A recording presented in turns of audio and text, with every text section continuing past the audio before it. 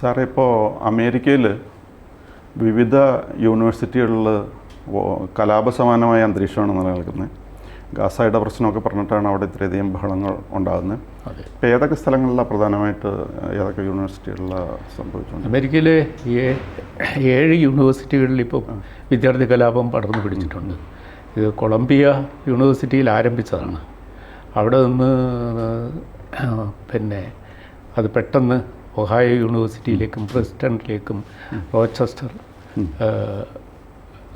സർവകലാശാലകളിലേക്കും ഒടുവിൽ പിന്നെ George Washington യൂണിവേഴ്സിറ്റിയിലും ഒക്കെ ഇപ്പോൾ വിദ്യാർത്ഥികൾ ടെൻറ്റ് കെട്ടി യൂണിവേഴ്സിറ്റി ക്യാമ്പസിൽ രാത്രിയും പകലും മുദ്രാവാക്യം വിളിച്ച് കഴിയുകയാണ്.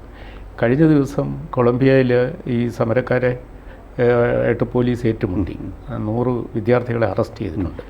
അവർ ഉയർത്തിയിരിക്കുന്നത് പശ്ചിമേഷ്യയിലെ അറബ് ഇസ്രായേൽ തർക്കമാണ്. പാലസ്തീൻ എന്നില്ല ഇസ്രായേൽ ഇപ്പോൾ നടത്തിക്കൊണ്ടിരിക്കുന്ന നരഹത്യ കൂട്ടക്കൊല അവസാനിപ്പിക്കണം എന്നാണ്. അപ്പോൾ ഇതിൽ ഇവർ ഇസ്രായേലിൻ്റെ ആക്രമണത്തെ മാത്രമേ അവർ ഹൈലൈറ്റ് ചെയ്യുന്നുള്ളൂ. ഇതിൻ്റെ തുടക്കം പറയുന്നില്ല. ഇസ്രായേലിനെ ആക്രമിച്ച ഹമാസിൻ്റെ കാര്യം മിണ്ടാതിരിക്കുകയും പാലസ്തീൻ അതിൻ്റെ അവകാശത്തിന് വേണ്ടി ഇവർ വിദ്യാർത്ഥികൾ സമരം ചെയ്യുന്നു എന്നാണ് വരുന്നത്. അപ്പോൾ വിദ്യാർത്ഥികൾ നയിക്കപ്പെടുന്നതാണ് അവിടെ. തെറ്റിദ്ധരിക്കപ്പെട്ട ഒരു സമൂഹമാണ്. അതെല്ലാ കാലത്തും എല്ലാ രാജ്യത്തെയും വിദ്യാർത്ഥി സമരത്തിൻ്റെ പിന്നിൽ വലിയ കൈകളുണ്ട്. അപ്പോൾ ഈ വിദ്യാർത്ഥികളും അമേരിക്കൻ വിദ്യാർത്ഥികളും ഏറെക്കുറെ ഈ പാലസ്തീൻ ഇഷ്യൂവിൻ്റെ പേരിൽ അവർ തെരുവിലിറക്കപ്പെട്ടതാണ്. അത് പറയാതിരിക്കാൻ നിർവാഹമില്ല. നവംബറിൽ അമേരിക്കയിലെ പ്രസിഡന്റ് തിരഞ്ഞെടുപ്പ് വരികയാണ്. അപ്പോൾ നവംബർ 20-ാം തീയതി ആണല്ലോ അവിടെ എല്ലാ ഷെഡ്യൂൾ പ്രകാരം വോട്ടെടുപ്പ് നടക്കുന്നത്. അപ്പം ഏറെക്കുറെ അവിടെ ഡെമോക്രാറ്റ്സ് സ്ഥാനാർത്ഥിയായിട്ട് വരുന്നത് നിലവിലെ പ്രസിഡൻറ്റ് ബൈഡനാണ്. അപ്പോൾ ബൈഡൻ്റെ സ്ഥാനാർത്ഥിത്വം അവർ ഉറപ്പിച്ചു ഡെമോക്രാറ്റ്സ്. അപ്പുറത്ത് മുൻ പ്രസിഡൻറ്റ്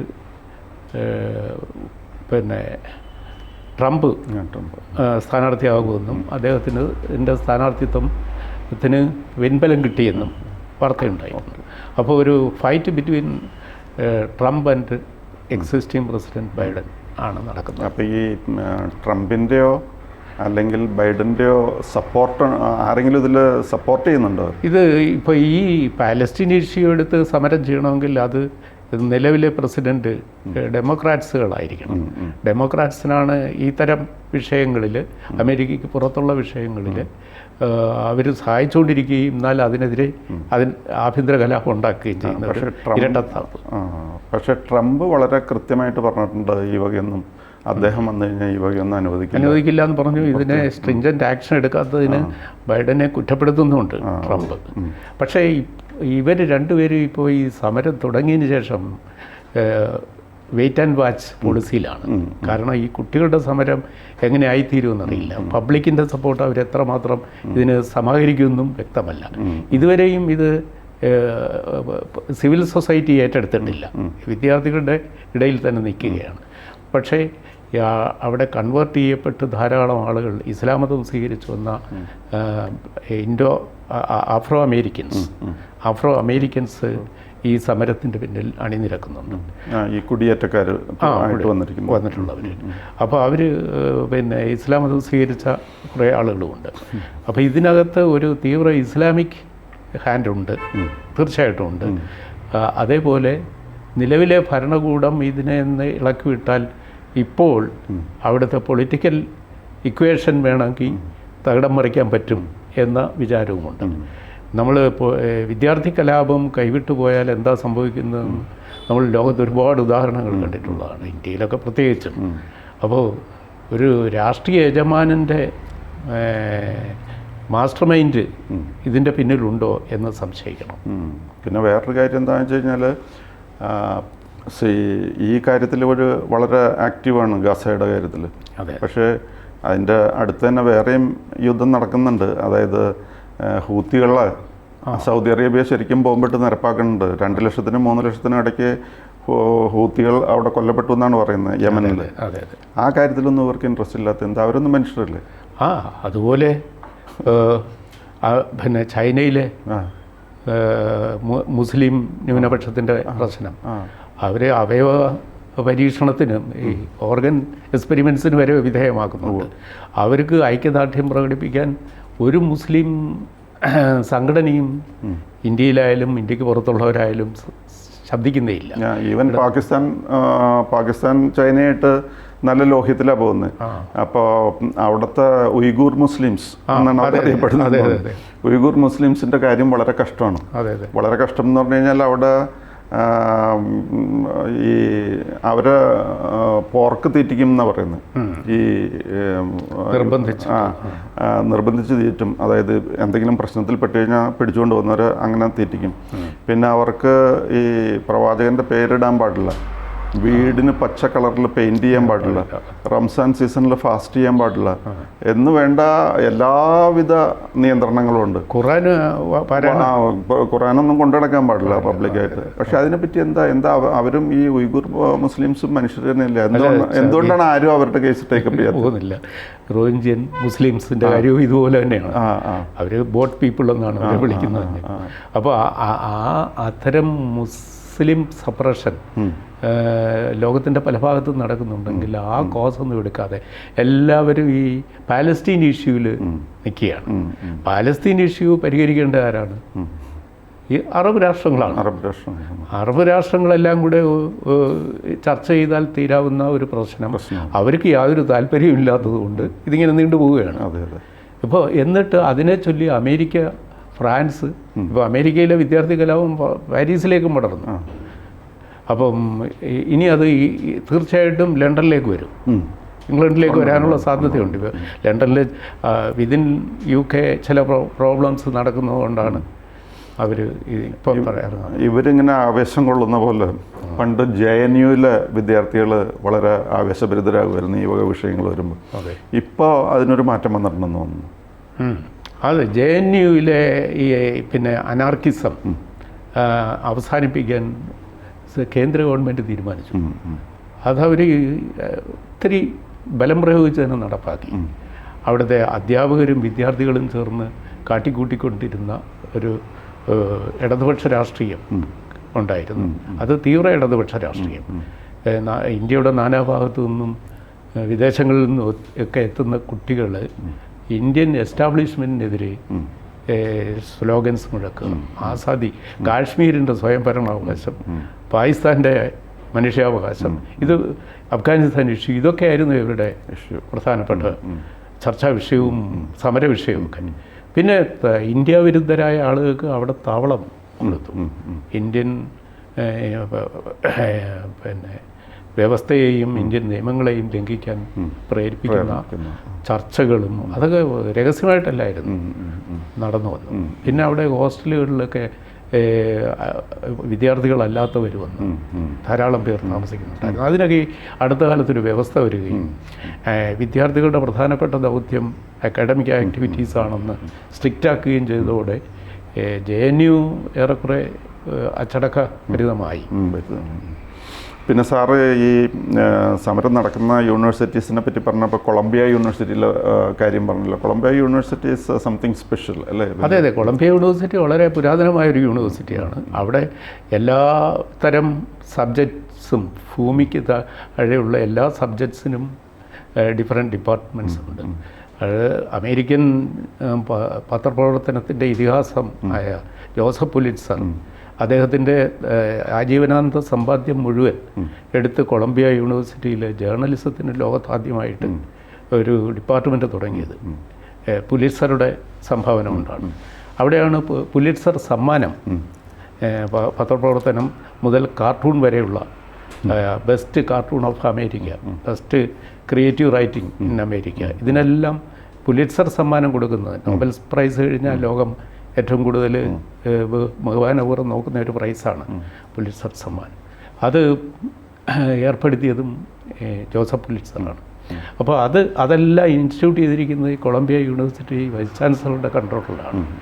അപ്പോൾ അവിടെയും ധാരാളം ഇന്ത്യൻ വിദ്യാർത്ഥികളും കേരളത്തിൽ നിന്നുള്ളവർ ഒരു ഫാക്കൽറ്റീസായിട്ടും ഉണ്ട്, വിദ്യാർത്ഥികളായിട്ടും ഉണ്ട്. അപ്പോൾ ആ യൂണിവേഴ്സിറ്റി ക്യാമ്പസിലാണ് ഇപ്പോഴത്തെ വിദ്യാർത്ഥി കലാപത്തിൻ്റെ ആരംഭം. പിന്നെ സാറിൻ്റെ അഭിപ്രായത്തിൽ ഇനി അടുത്ത ഇലക്ഷനിൽ ട്രംപ് വിജയിക്കുകയാണെന്ന് വിചാരിച്ചു. ട്രംപിൻ്റെ ഭരണകൂടത്തിൽ അല്ലെങ്കിൽ ട്രംപിൻ്റെ ഭരണകാലത്ത് ഇങ്ങനെയൊക്കെ സംഭവിക്കുമെന്ന് സാർ പ്രതീക്ഷിക്കുന്നു? ഇല്ല, ട്രംപ് ഒരു ദേശീയവാദിയാണ്. അദ്ദേഹം ഫസ്റ്റ് അമേരിക്ക, അതാണ് അദ്ദേഹത്തിൻ്റെ എയിം. അപ്പോൾ അമേരിക്കൻ താല്പര്യങ്ങളെ പൂർണ്ണമായി സംരക്ഷിക്കുകയും അവിടുത്തെ ഇത്തരം അട്രോസിറ്റീസും കലാപങ്ങളും ഈ ലിബറൽ ഡെമോക്രാറ്റ്സ് എന്ന പേരിൽ വരുന്ന അതിസ്വാതന്ത്ര്യവാദികളുടെ പ്രവർത്തനങ്ങളെയൊക്കെ അദ്ദേഹം വാച്ച് ചെയ്യുകയും ചെയ്യും. അതേസമയം ഡെമോക്രാറ്റിക് കൺട്രീസും ഇപ്പോൾ ഇന്ത്യ പോലുള്ള രാജ്യങ്ങളുമായിട്ട് നല്ല സൗഹൃദ ബന്ധം, ഡിപ്ലോമാറ്റിക് റിലേഷൻസ് ഹെൽത്തിയായിട്ട് സൂക്ഷിക്കുകയും ചെയ്യുന്ന ഒരാളാണ് ട്രംപ്. പിന്നെ ട്രംപ് അമേരിക്കയ്ക്കകത്തുള്ള ധനാഢ്യന്മാർക്ക് ഇഷ്ടപ്പെട്ട ഒരു നേതാവാണ്. കാരണം അദ്ദേഹം വെൽത്ത് ഗ്രോത്തിനെ പ്രോത്സാഹിപ്പിക്കും. അപ്പോൾ പിന്നെ സംരംഭകന്മാരെ വളർത്തും. അപ്പോൾ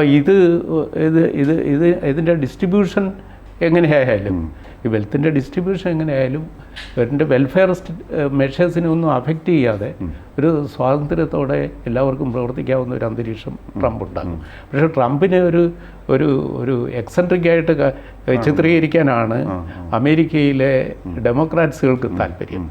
അദ്ദേഹത്തിൻ്റെ ഇഡിയോസിൻക്രസീസൊക്കെ എടുത്ത് വലുതായിട്ട് കാണിക്കുക.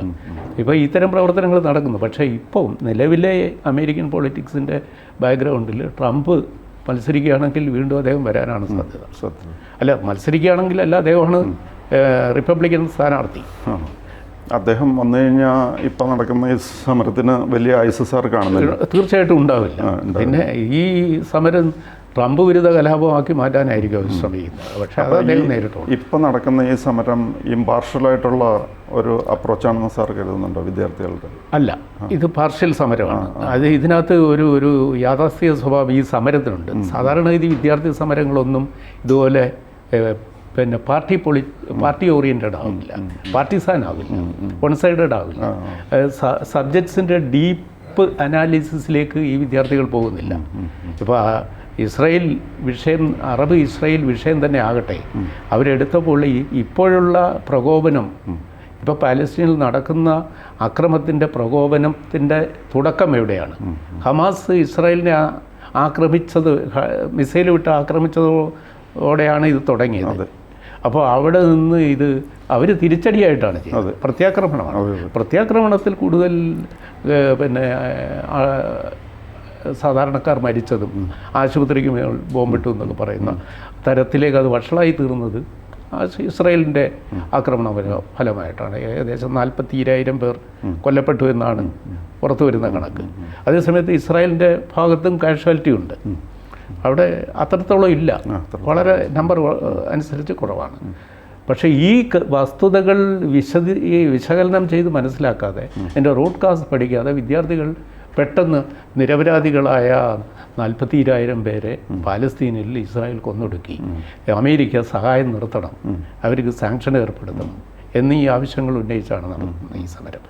പക്ഷേ ഇത് നെഗോഷിയേഷൻ വഴി തീർക്കാൻ ഇന്ന് ബൈഡന് പറ്റില്ല. കാരണം അവിടെ തിരഞ്ഞെടുപ്പ് വരുന്നു. ഈ പശ്ചിമേഷ്യൻ ഇഷ്യൂ സെറ്റിൽ ചെയ്യാൻ പോയാൽ അത് ഡെമോക്രാറ്റ്സിൻ്റെ ഇലക്ഷനെ ബാധിക്കും. അത് ട്രംപിനും ബാധകമാണ്, ബൈഡനും ബാധകമാണ്. ഇതാണ് അവരെ ഇപ്പോൾ ഇടപെടാൻ പറ്റാത്ത തരത്തിൽ നിർത്തിയിരിക്കുന്നത്. ആക്ട് ചെയ്യേണ്ടത് തീർച്ചയായിട്ടും ഭരണകൂടമാണ്. അപ്പോൾ ചുരുക്കത്തിൽ ഇപ്പോൾ ഇതിങ്ങനെ തുടരാനാണ് സാധ്യത അമേരിക്കയിലെ ഈ ഡിസ്റ്റർബൻസ്? അല്ല, അമേരിക്കയിൽ സമരം തുടർന്നാൽ ധാരാളം ഏഷ്യൻസും ഇന്ത്യൻ വിദ്യാർത്ഥികളടക്കം ലക്ഷോപലക്ഷം വിദ്യാർത്ഥികൾ ഇപ്പോൾ വിദേശികളാണ്. ആ വിദേശ വിദ്യാർത്ഥികൾക്ക് അവരുടെ പഠനം തുടരാൻ കഴിയാതെ വരും. അപ്പോൾ അമേരിക്കൻ ക്യാമ്പസുകളെല്ലാം കലാപകലുഷിതമായി ആണ് എന്ന് വന്നാൽ ഈ വിദേശ പഠനത്തിനും അമേരിക്കയിലെ വിദ്യാഭ്യാസത്തിനും ആഗ്രഹിക്കുന്ന അന്യരാജ്യത്തു നിന്നുള്ള യുവാക്കൾ അങ്ങോട്ട് പോകാതാവും. അത് അമേരിക്കയുടെ വിദ്യാഭ്യാസ സ്ഥാപനങ്ങളുടെ വരുമാനത്തെയും ബാധിക്കും. അപ്പോൾ അത് അവിടുത്തെ ഗവൺമെൻറ്റിനൊരു തലവേദനയാണ്. അതുകൊണ്ട് അവരിത് എത്രയും പെട്ടെന്ന് അവസാനിപ്പിക്കുവാൻ നെഗോഷിയേറ്റിംഗ് ടേബിളിൽ എത്താനാണ് വഴി. പക്ഷേ ഇന്നലെ ഇപ്പോൾ പോലീസ് അറസ്റ്റ് ചെയ്തത് വിദ്യാർത്ഥികൾ ക്യാമ്പസിൽ ടെൻറ്റ് കെട്ടി തുടർ സമരം നടത്തുന്നു, രായും പകലും. അപ്പോൾ അത് തുടർന്നു പോവുകയും വിദ്യാർത്ഥികൾ തന്നെ കുറച്ച് അക്രമോത്സുകരാകുകയും ചെയ്തപ്പോൾ നിയന്ത്രിക്കാതിരിക്കാൻ ഈ പറ്റില്ല. അറബ് സ്പ്രിങ്ങിൻ്റെ കാലത്ത് അവിടെ എല്ലാവരും കൂടി ചാടി കയറി ബഹളം കൂട്ടിയൊരു ഓർമ്മ വരുന്ന രീതിയിലാണ് ഇപ്പോൾ കുറേയൊക്കെ നടക്കുന്നത്. അതെ. പക്ഷേ അതിനൊക്കെ ഒരു ചില പോസിറ്റീവ് വശങ്ങളുണ്ടായിരുന്നു സാറേ. തോമസ് സാർ ഓർക്കുന്നുണ്ടോ എന്നറിയില്ല. ലോകത്തിലെ ഈ ജനാധിപത്യ അവകാശം നിലനിൽക്കുന്ന എല്ലാ സ്ഥലത്തും വിദ്യാർത്ഥി കലാപങ്ങളുണ്ടായിട്ടുണ്ട്. വിദ്യാർത്ഥികളുടെ സ്വാതന്ത്ര്യബോധവും അവരുടെ പുരോഗമന വാഞ്ചയും ഒക്കെ അതിനൊരു കാരണമായിരുന്നു. അവരുന്നയിക്കുന്ന കാര്യങ്ങൾ സമൂഹത്തിന് ദീർഘകാലത്തേക്ക് പ്രയോജനപ്പെടുന്ന ക്രിയേറ്റീവ് സമരങ്ങളായിരുന്നു. അപ്പോൾ ആ ക്രിയേറ്റീവ് സമരങ്ങളെ പോലും യാഥാസ്ഥിക ഭരണകൂടങ്ങൾ അടിച്ചമർത്തിയ ചരിത്രമാണുള്ളത്. നമുക്ക് ഓർക്കാൻ ഒരുപാട് വിദ്യാർത്ഥി സമരങ്ങളുണ്ട്. പക്ഷേ വിദ്യാർത്ഥി സമരങ്ങളെല്ലാം ദോഷമാണെന്ന് പറഞ്ഞിട്ട് ഈ ആദർശാത്മകത തലയ്ക്ക് പിടിച്ച ഒരു സമൂഹമാണ് കൗമാരപ്രായവും യുവ മനസ്സും. അവർ നടത്തുന്ന സമരങ്ങളെ നമ്മൾ ഒരു പൊതുസമൂഹം എന്ന നിലയിൽ അതിൻ്റെ ഗുണദോഷങ്ങൾ മനസ്സിലാക്കി അതിൻ്റെ അവിവേക വശത്തെ മാറ്റി നിർത്തിയിട്ട് പിന്തുണയ്ക്കേണ്ടതാണ്. പക്ഷേ ഈ അമേരിക്കയിലെ ഇപ്പോഴത്തെ സമരത്തെ അങ്ങനെ കാണാൻ പറ്റുന്നില്ല. അതാണ് അതിൻ്റെ ദോഷം. ഒരു വിഭാഗീയത അതിനകത്തുണ്ട്. കാരണം പാലസ്തീൻ വിഷയത്തിൽ ഇസ്രായേലിൻ്റെ ഭാഗത്തെ അവർക്കെന്താണ് പറയുന്നതെന്ന് പോലും ഇവർ ചെവിക്കൊള്ളുന്നില്ല. ഇത് പാലസ്തീനിലേക്ക് മാത്രം കേന്ദ്രീകരിക്കുകയും ദീർഘകാലമായി നിലനിൽക്കുന്ന പാലസ്തീൻ വിഷയത്തിൽ ഒതുങ്ങി നിൽക്കുകയും ചെയ്യുന്നു.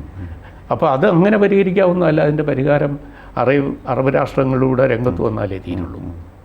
അത് വിദ്യാർത്ഥികളെ ബോധ്യപ്പെടുത്തി ഈ സമരത്തിൻ്റെ കാര്യകാരണങ്ങൾ വ്യക്തമാക്കിയാൽ ഒരുപക്ഷെ ഇത് തീർക്കാൻ പറ്റും. അപ്പോൾ ഈ പ്രശ്നങ്ങൾക്കൊക്കെ ഒരു പരിഹാരം ഉണ്ടാവട്ടെ എന്ന് നമുക്ക് പറയാം. പരിഹാരം ഉണ്ടാകേണ്ടതാണ്. പക്ഷേ ഇന്ത്യക്കും ഇപ്പോൾ ഇടപെടാൻ പറ്റാത്തൊരു രാഷ്ട്രീയ അന്തരീക്ഷം. ഇന്ത്യ തിരഞ്ഞെടുപ്പ് നേരിട്ടുകൊണ്ടിരിക്കുകയാണ്. ഇനിയും 1 മാസത്തിലേറെ കാലം നീണ്ടു നിൽക്കുന്ന ഒരു വലിയ ഇലക്ഷൻ പ്രോസസ്സിലാണ് ഇനി ലോകത്തിലെ ഏറ്റവും വലിയ രാഷ്ട്രീയ പാർട്ടി ആയ BJP ഉൾപ്പെടെയുള്ളവർ ഇപ്പോൾ ഇന്ത്യയിൽ നേടുന്നത്. അപ്പോൾ ഇന്ത്യൻ പ്രധാനമന്ത്രിക്ക് ഇപ്പോൾ അമേരിക്കയിലെ വിദ്യാർത്ഥി കലാപത്തെ ഇതിനൊരു ന്യായയുക്തമായ നിർദ്ദേശം വയ്ക്കാൻ പറ്റുന്ന അവസ്ഥയുമല്ല. അത് മാത്രമല്ല, ഇന്ത്യ മാത്രമല്ല, ലോകത്തിലെ ഒരു 50-ലേറെ രാജ്യങ്ങളിൽ രാഷ്ട്രീയ മാറ്റങ്ങൾ നടന്നുകൊണ്ടിരിക്കുക. ഭരണകൂടം മാറുന്നതിനുള്ള ജനാധിപത്യ രാജ്യങ്ങളിൽ തെരഞ്ഞെടുപ്പ് പ്രക്രിയയിലാണിപ്പം. പല സ്ഥലത്തും കഴിഞ്ഞു. അതാണ് ഇപ്പോഴത്തെ അന്തരീക്ഷം. അപ്പോൾ സാറ് പറഞ്ഞ കാര്യങ്ങളൊക്കെ വളരെ informative, very incisive. Thank you very much. Thank you. കൂടുതൽ വാർത്തകളും വിശേഷങ്ങളും നിങ്ങളിലേക്ക് എത്താൻ ABC മലയാളം സബ്സ്ക്രൈബ് ചെയ്യുക, ബെൽ ബട്ടണും അമർത്തുക.